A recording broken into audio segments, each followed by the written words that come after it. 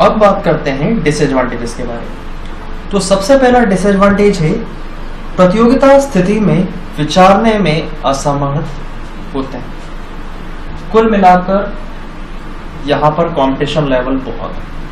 ये नहीं कह सकते कि एक ही व्यक्ति की वेबसाइट है या केवल आपकी वेबसाइट है, बहुत सारे ऑप्शंस होते हैं लोगों के पास, तो कस्टमर भी कंफ्यूज रहता है। वो किसी एक प्रोडक्ट को लेकर फाइनल कर पाना उसके लिए उतना ही मुश्किल होता है। दूसरा है वातावरण की प्रक्रिया का पूर्व अनुमान करने में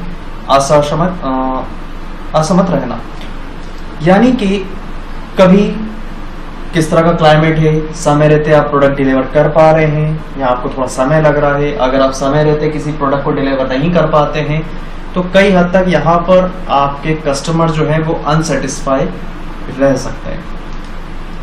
तीसरा है उपभोक्ता को यह समझाने में असफलता होती है कि वह ई कॉमर्स के माध्यम से खरीदी कैसे करे। अभी भी कई सारे ऐसे लोग हैं जो ई कॉमर्स कॉन्सेप्ट से वंचित हैं, उनको इसके बारे में इतनी ज़्यादा जानकारी नहीं है।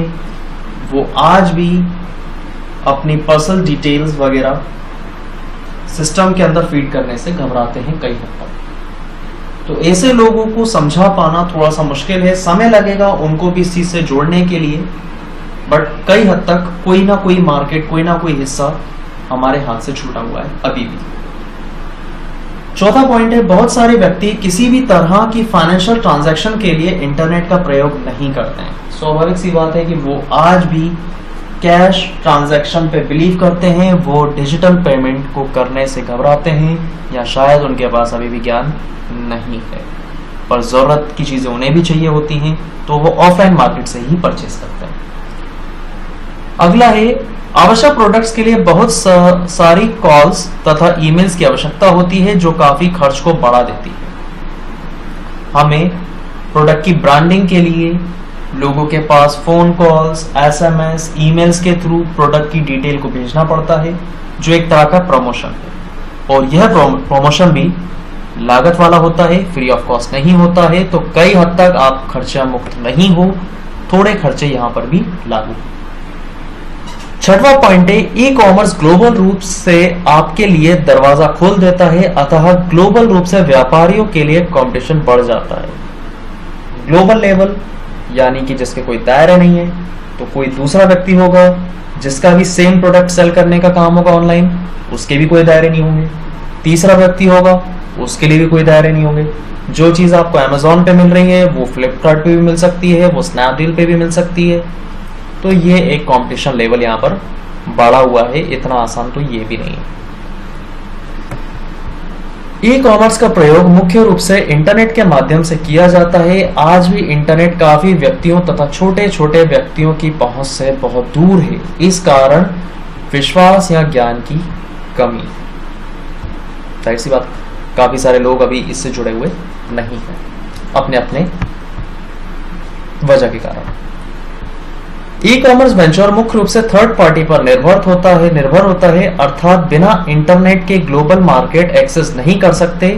इंटरनेट थर्ड पार्टी के रूप में रोल प्ले करता है, यानी कि एक सेलर जो सामान बेच रहा है और एक बायर जो सामान खरीद रहा है, इन दोनों के बीच की कनेक्टिविटी इंटरनेट के माध्यम से की जाती है। अगर इंटरनेट सही है तो सब कुछ सही है, अगर इंटरनेट में नेटवर्क में फ्लक्चुएशंस हैं तो डीलिंग सही से हो पाना मुश्किल है। इसके बाद प्रोडक्ट की डिलीवरी में लंबा समय लगता है, अर्थात कई बार प्रोडक्ट की शिपमेंट में अधिक समय लग जाता है, जिससे हम अपना प्रोडक्ट समय पर नहीं मिल पाता। यह ई कॉमर्स की सबसे बड़ी समस्या है। कई बार हम लोगों को कोई भी सामान इमीडिएटली चाहिए होता है, हम मार्केट जाते हैं, तुरंत खरीद के लाते हैं, लेकिन यहाँ पर आपको समय लगेगा, कम से कम 1 से 2 दिन तो लगना आम बात है। इसके ऊपर ही लगते हैं, लेकिन 1 से 2 दिन का समय तो लगना ही। इसके बाद है हैकिंग का खतरा, अर्थात ऑनलाइन प्रोडक्ट खरीदते समय आपको ही पर्सनल डिटेल देनी पड़ती हैं, जैसे क्रेडिट कार्ड डिटेल्स, अपना पर्सनल मोबाइल नंबर, एड्रेस। ऐसी जानकारी किसी गलत हाथों में लगने से डाटा लीकेज जैसी समस्या हो सकती है। मैं आपको यह सलाह देना नहीं चाहूँगा कि जब भी ऑनलाइन शॉपिंग करें तो हमेशा भरोसेमंद वेबसाइट से ही करें। कई बार हम लोग को ऑफर्स मिलते हैं कि ये फलाना प्रोडक्ट है, इस वेबसाइट से खरीदेंगे तो इतना % डिस्काउंट रहेगा, हम लोग उस बहकावे में आ जाते हैं, सारी प्रोसेस कर लेते हैं और प्रोडक्ट नहीं भी आता है, आ भी जाता है, लेकिन कई बार वेबसाइट भरोसेमंद नहीं होती है। नाम ठीक, एड्रेस चलो ठीक है, लेकिन हम लोग का जो पेमेंट डिटेल है, बैंक डिटेल है, वो कहाँ जा रही है, इसका ध्यान रखना बहुत जरूरी है।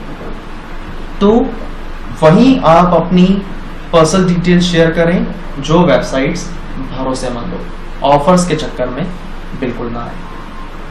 तो आज के सेशन में हम लोगों ने बात करा ई कॉमर्स के बारे में, उसके कॉन्सेप्ट्स के बारे में जाना और उनके एडवांटेजेस और डिसएडवांटेजेस को लेकर बात की।